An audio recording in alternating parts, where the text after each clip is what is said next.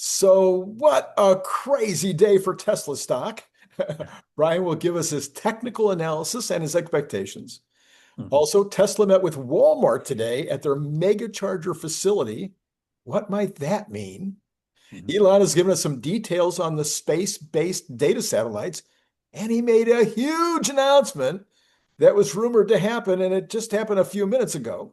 Brian Wang is a certified futurist and a consultant who has clients who need advice on our direction on everything from quantum computing to nuclear reactors.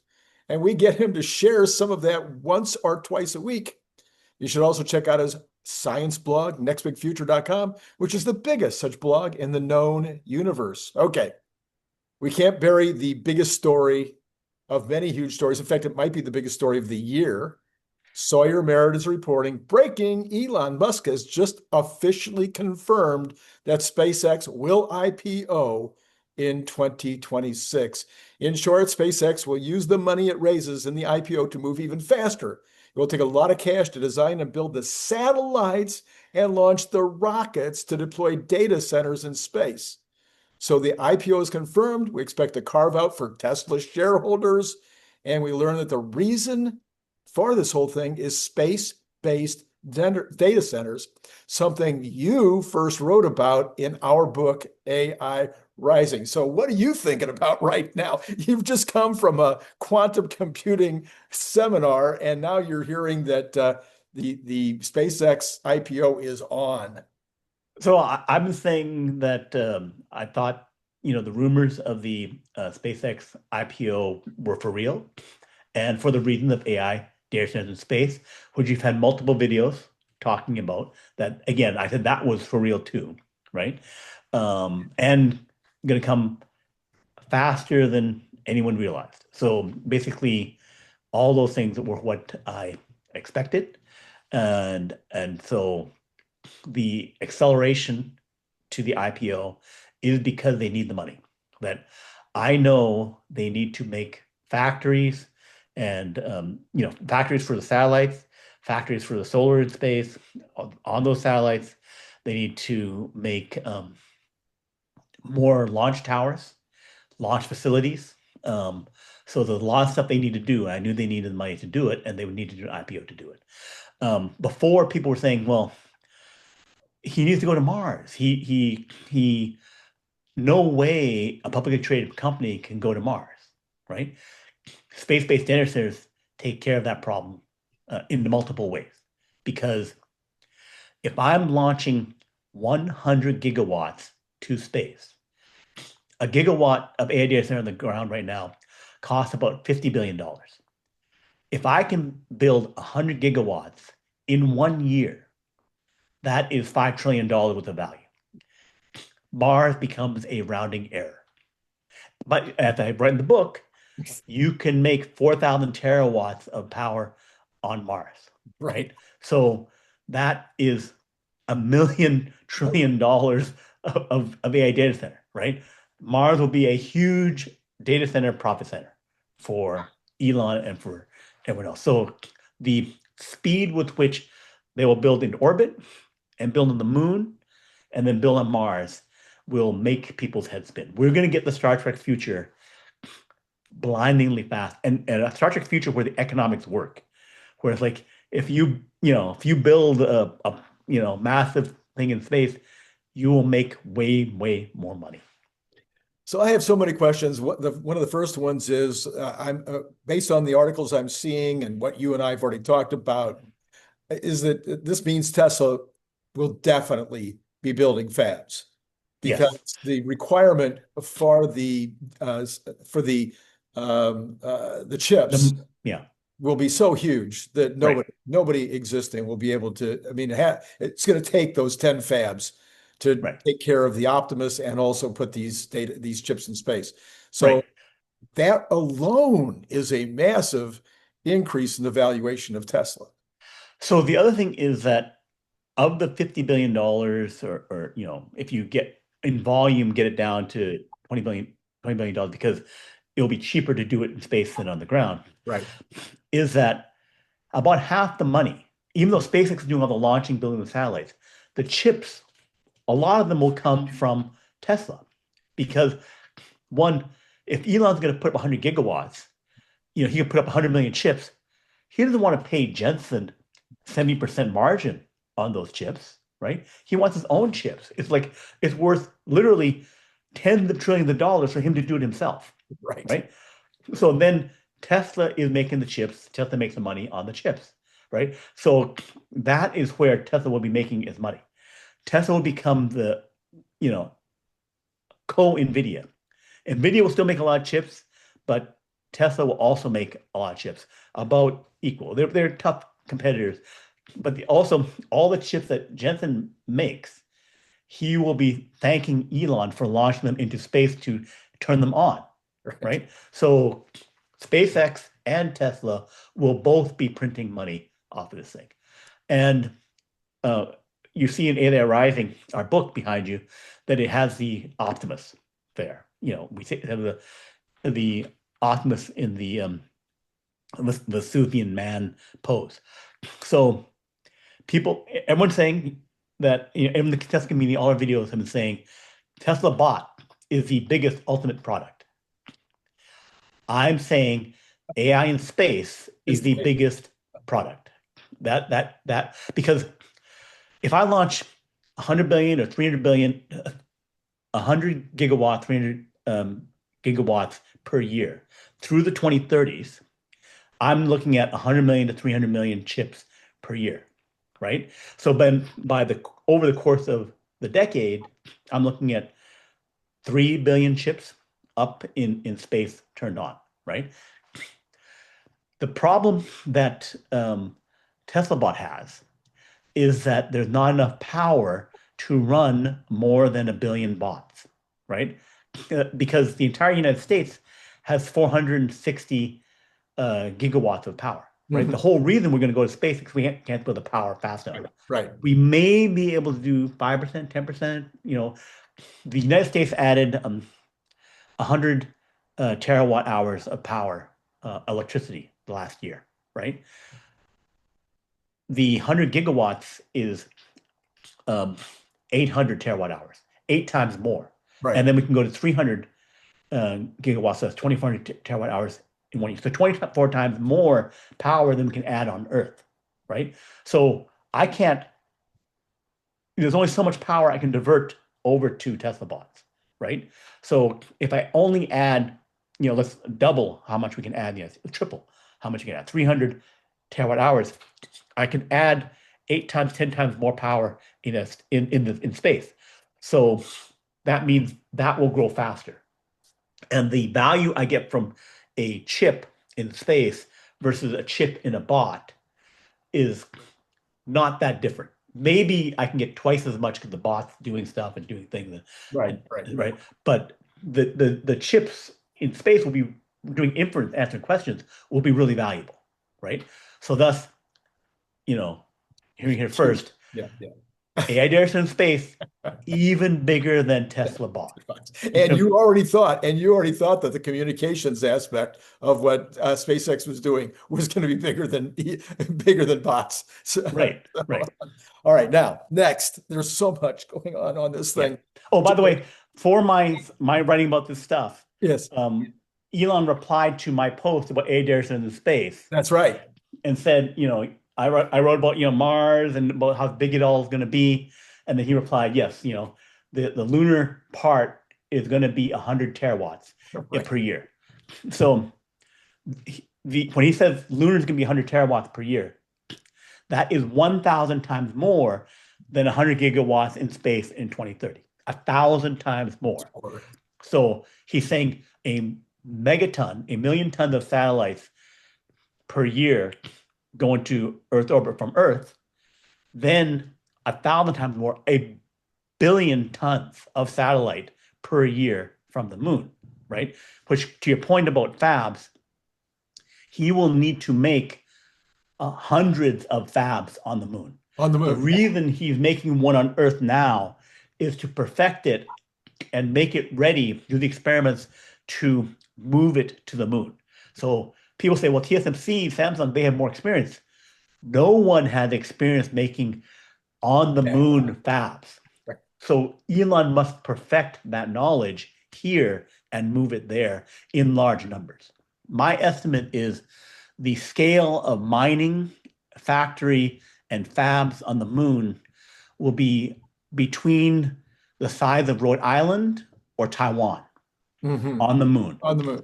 So the development of massive industrialization that you will be able to see from the Earth to the moon, either with the small telescope binoculars or with your human eye.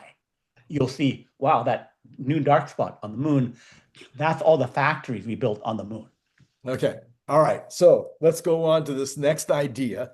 Yeah. Because they're just flying like crazy on X. I can't even keep up with them. But one guy who sounded like he knew what he was talking about said that you could put one chip stack on the existing next satellite that SpaceX is making for communications, that you could just slap a chip on there. You need AI anyway, or some kind of Chips.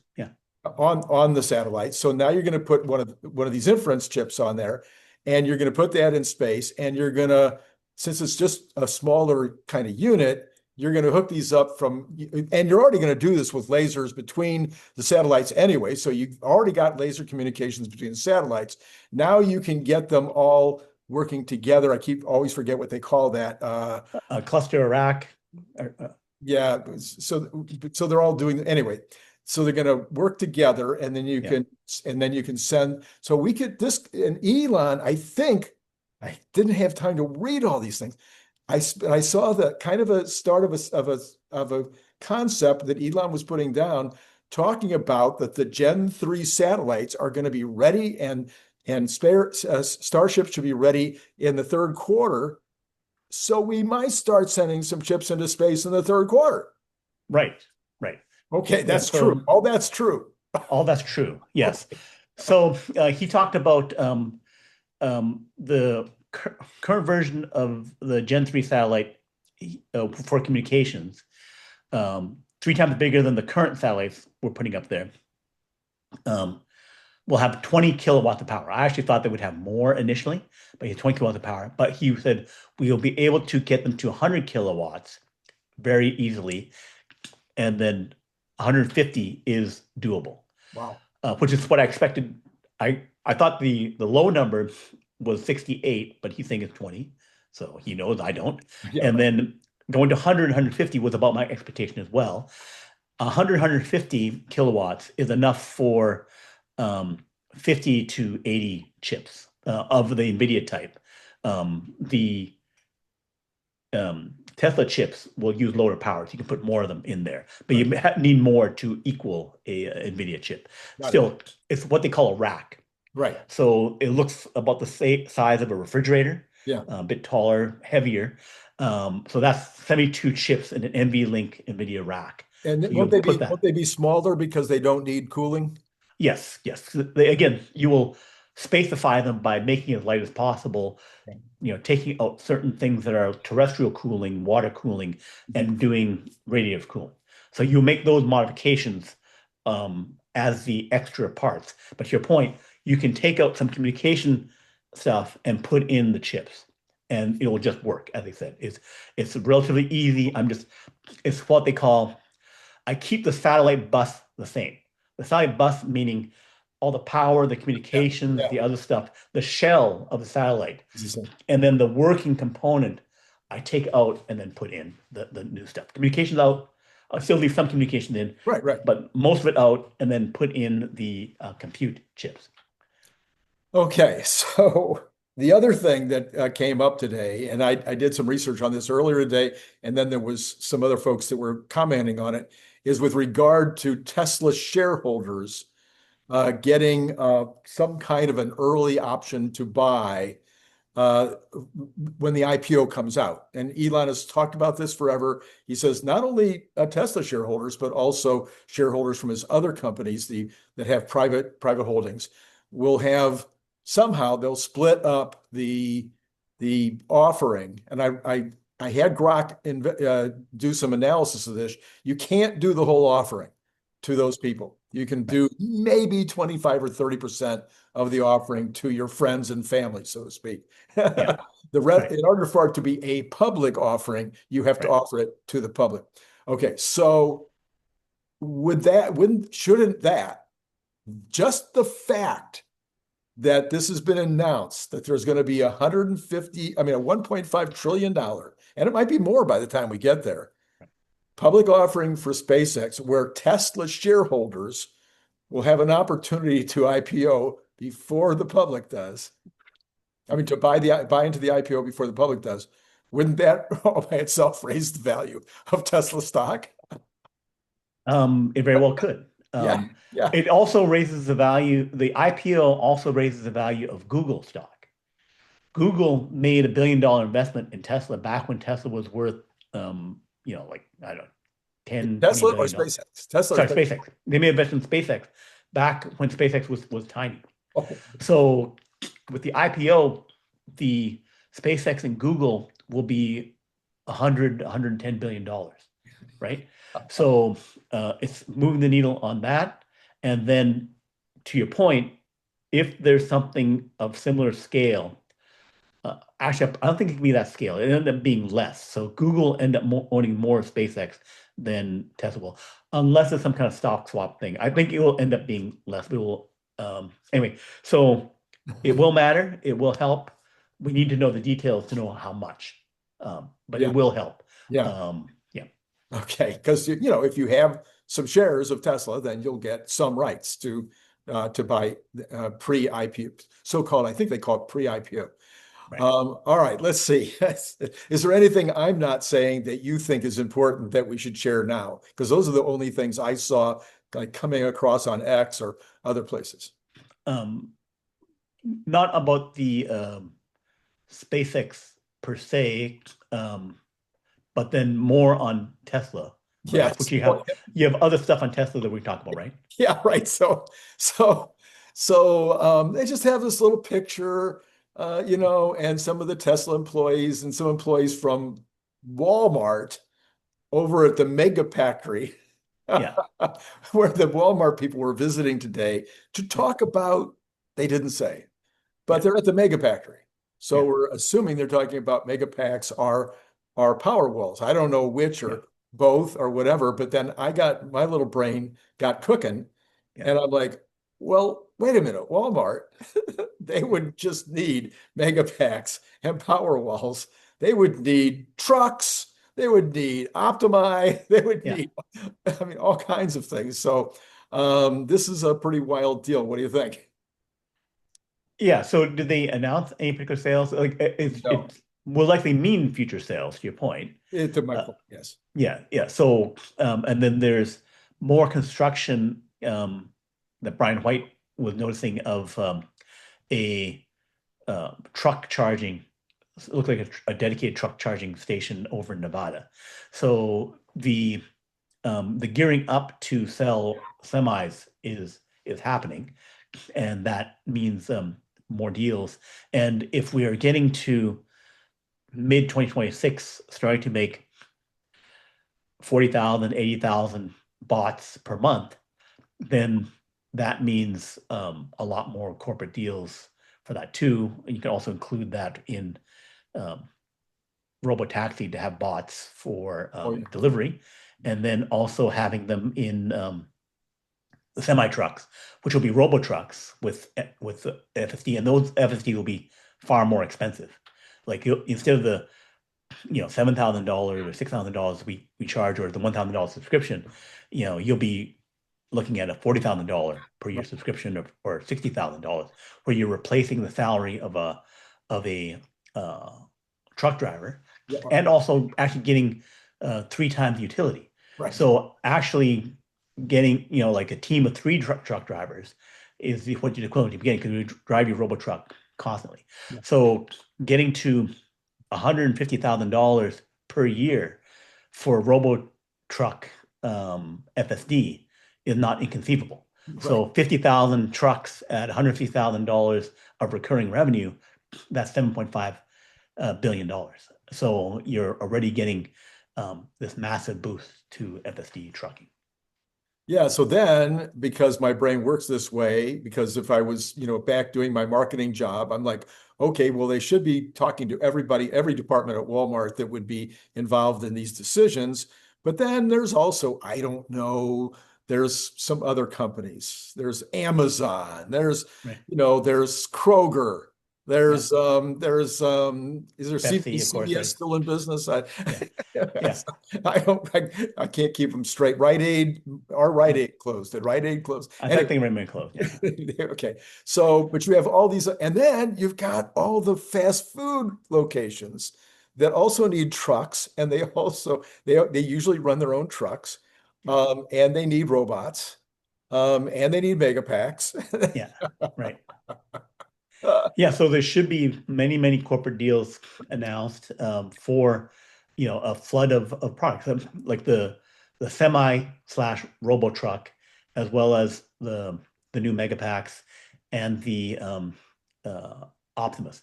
Like the thing is the truck sales also mean more charging sales Right. because if I buy 10 trucks, I have to have my own dedicated charging. Like they have the depot charging for Hmm. Pepsi. Hmm. So you will need that if you're buying trucks, if I'm selling 50,000, I will need 5,000 depots Right. in different locations because Right. it's just there's no other way around it. All right, so that was another one of the big stories that's out today. Then we got let's see. Wait a minute, I'm missing something here. Let me go back up to the top. Oh yeah, what happened to the stock today and where is it going to go from here? So it went up today, although down in the after hours.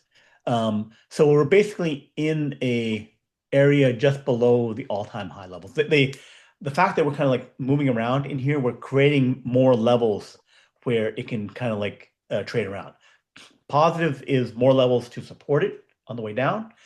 Negative is more levels to hit to break out. The fact that the Fed reduced the rates by a quarter point, that's was a positive sign, and also the um, dovish talk from Jerome Powell was positive for a market rally. So if we get now we have a market rally probably in the works. Plus, they're also doing um, reserve management, which is basically another way to call quantitative easing. You think, yes. So, $40 billion or something like that per month. That's also something that's going to supercharge the economy and the stock market. So there's a bunch of financial things that will raise the market off of that. Um, so the He also talked up the economy. He right, said they raised their estimate by 50 basis points in terms of GDP for next year. right, They said that they didn't think the unemployment rate was going to get above 4.5. They right, said they don't think that AI is killing that many jobs right now. right, And they said that inflation should, be continuing down per the plan. That really right. the estimate of when it would get back down to 2% hasn't changed. Right. So technically, looks like we're at 450, but with this macro and overall market likely moving up, then we could drift up to all-time highs just from that action. And then the big thing would be if Elon's statement that they will remove the safety passenger from Austin cars in 3 weeks, which is from yesterday, which is December 30th. Mhm. Then if that happens, I think that would be the sustainable rally to sustainable all-time highs to 550 or to even 600. And then 500 would become the new floor for the stock. So come down and then Right, bounce off that. right. And sustaining that would be following up with a lot more cars, A lot more. robotaxi cars, making the unsupervised thing really happen. Mhm. Um, which they said that in January, they'll release 14.3 in end of the year as well. FSD, an improved version of FSD, starting to be sentient, rational, all that kind of stuff. And then the larger model version, January and February, late end of January, beginning of February, they'll have the 10 times the parameter model. And then another model with more relational reinforcement learning. Mhm. So those things and further steps that unlocks in terms of going to fully unsupervised seems to align with a vastly improved model from one that's already pretty good for unsupervised, where I can remove the passenger, to something that's multiple times safer by the time you do Cybercab in April.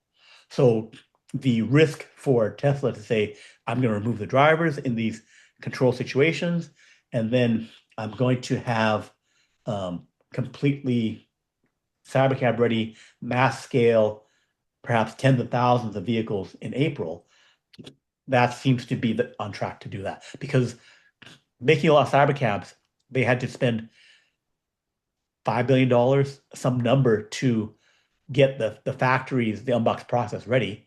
And then if I'm making tens of thousands of Cybercabs a week or every couple of weeks, that's another $200 million of spending. So you're spending a lot of money with the goal of this really going to scale. Do you think that Tesla will need to do a capital raise or borrow money to build the fabs? For the semiconductor fabs, I think they will get a bunch of chips money that they have. There was a bunch allocated. I'm not sure if that's all gone away. I think there's still money from that thing, just like you. So if people don't know, the CHIPS Act was something created by Joe Biden and the Democrats, where they said, okay, we're going to give tens of billions of dollars to Intel and other companies that will make semiconductor fab in the United States. Right. So I think that's still in play, Yeah. where Tesla can say, we can step up to making our own fab. And then, by the way, we'll take government money, just like everyone else who's making fab in the United States will take government money to do that. Right. So I think they don't have to raise money to do it, because they'll get paid to do it, is what I think is going to happen. All right. Last question. And this is for me. I don't even care if the audience doesn't care about it. Yeah. Sorry. I always care what you think, folks. Anyway, my question is, we've been seeing all the frontier models leapfrogging each other in the AI space. Gemini 3 came out this week and apparently is fabulous. And is now leading a lot on a lot of the leaderboards. People talking about it like it really is important. But aren't we supposed to be seeing Grok 4.2, 4.20, 4.20 right? That's supposed to be also in 3 weeks. in 3 weeks? Okay. So that's also ended December that they'll release Grok 4.20.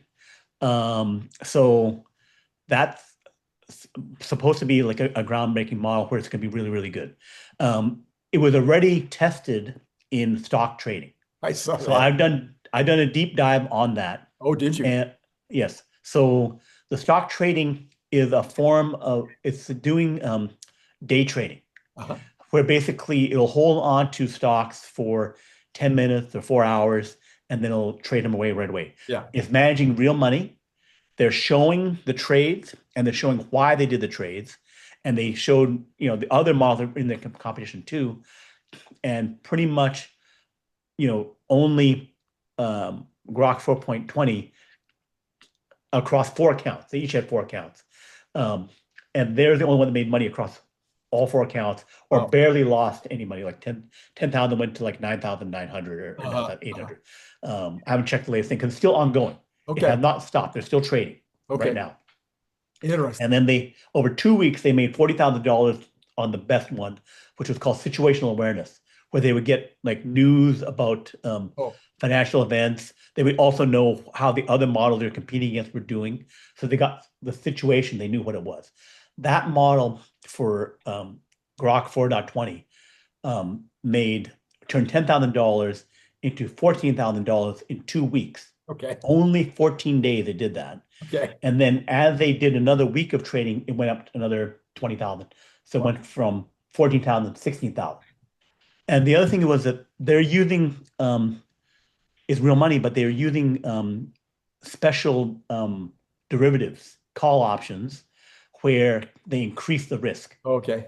So they go 10x or 20x risk, Right. which is made by a company called Hyper Liquidity. Okay. So you can go long or short. So you can go 10 times long, 20 times long, or 10 times short, Okay. 20 times short, Okay. which for people who've done trading, these 2x, 3x leverage things, Yeah. they're already super difficult Right. to deal with. Right. Now it's like I'm gone from dynamite to nuclear weapons, right? Yeah. So it's like you're at the roulette table and you're forced to I'm gonna throw these forced to play these really big hyper leveraged bets Yeah. where I can get paid 10x on it, Yeah. but you have to know when the risk is odds are in your favor. Yeah. And people say, well, not statistically significant. It's already done 150 trades. Wow. It's they do 5 trades, 8 trades a day. Yeah. So they only have some of their money in play. Like of their say 10,000, they only have $2,000 active bets. So it's like you're at the roulette table and I'm playing 6 numbers. Yeah. Right. And I'm doing 6 numbers and then it's coming back. I have my stack. Right. And then I'm for people who played roulette, you can go to 0 in a hurry. Yeah. Right. So here it's like they're able to avoid going to 0 and figure out how to make money. So basically it means day trading, this high risk in the range of a few minutes to a few hours, is mastered by the model, in particular Grok 4.2. So also, again, people don't know, a lot of that day trading, program trading stuff has for decades been done by software and done by some big companies. Right. Normal people don't really play that much. Right. So now it's going to go to LLM, and it could be worth $10 billion, $100 billion per year.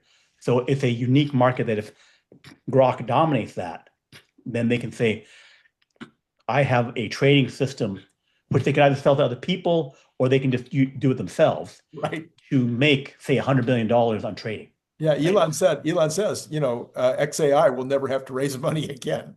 Right. So right now, before it was OpenAI leading with revenue, making $20 billion, right?